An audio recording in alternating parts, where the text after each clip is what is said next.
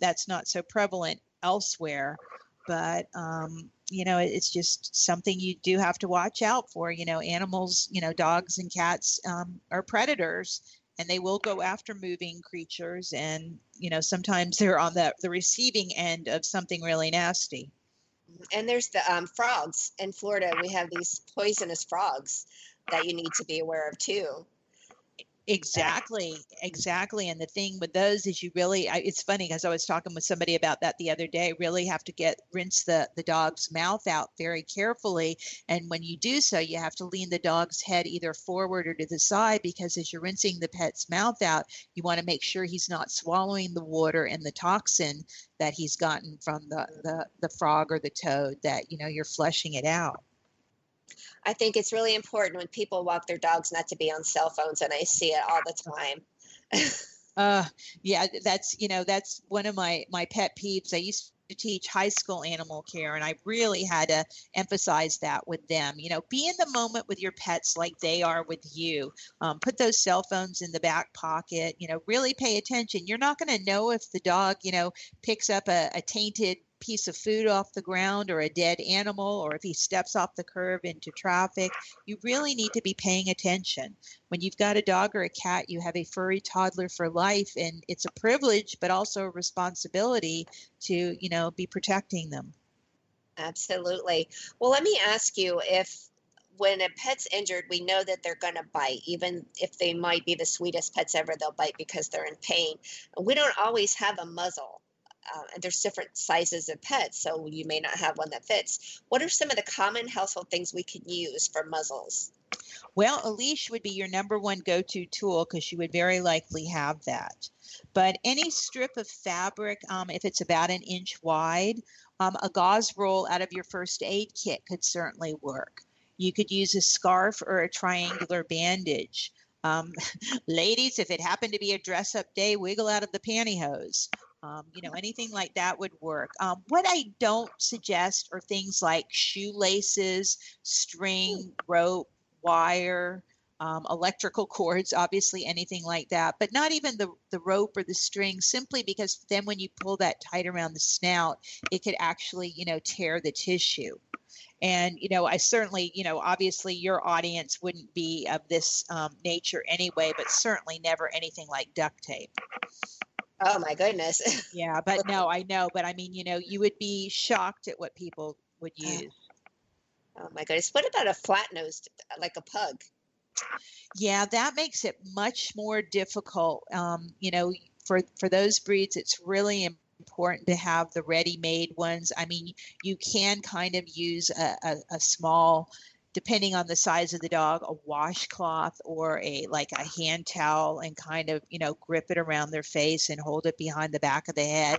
But you've got to be very careful, because you certainly don't want to inhibit their breathing. But generally something like a towel they can breathe through, and you can kind of hold it if the animal isn't acting too terribly aggressively. But the idea would just to be kind of, holding their upper and lower jaw together.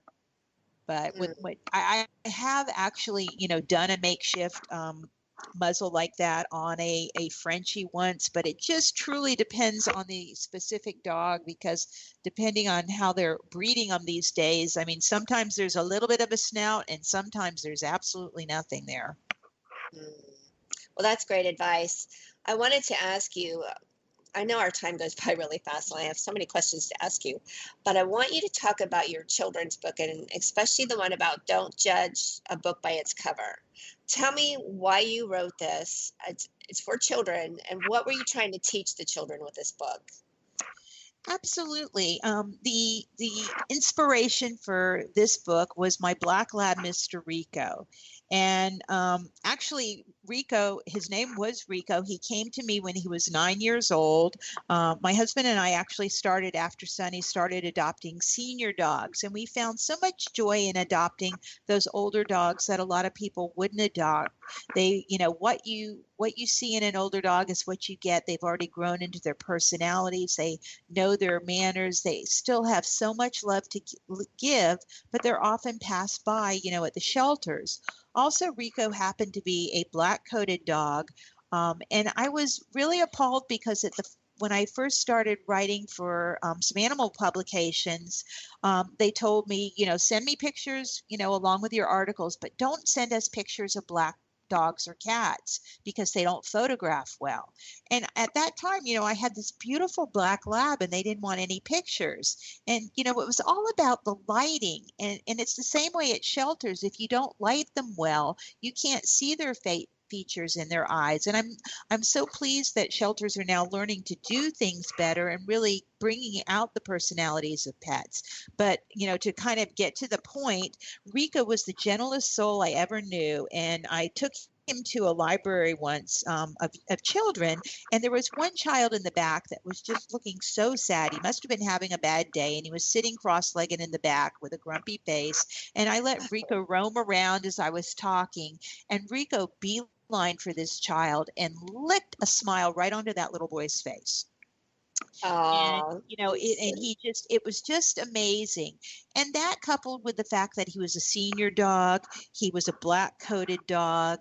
And then I was also at the same time adopting Akitas, which are one of those breeds that people often, judge, just like, pit bulls and some of the others, that it just seemed to all go together, along with the fact that my shelter then asked me, why don't you start teaching this high school program? And I was starting to teach the next generation of animal caregivers, that I realized that there was really a need to be training these younger kids, because as I started teaching the high school kids, I was learning that they were going home and sharing with their parents what I was telling them. One day I was teaching them about reading pet food labels, and I suddenly was getting phone calls and emails from the parents saying, hey, I heard you told our son and daughter about this. Do you think this is a better food for our family dog or our family cat? So it made me realize that although kids don't always listen to their parents, parents listen to their kids. And it made me feel that, if we were teaching the kids about animals, we were going to be getting several generations learning that respect and care. So right, the parents would probably listen to their kids more than if they would just read it somewhere. Exactly. So that was, kind of the reason for it. So Mr. Rico was, the first book, Don't Judge a Book by Its Cover. And then the second one was my Akita Bonsai, where I was talking about start off on the right paw, how important it is to introduce animals to each other so that they get along. And I like that. Yeah, because, it's just like with humans, you can't make a second first impression.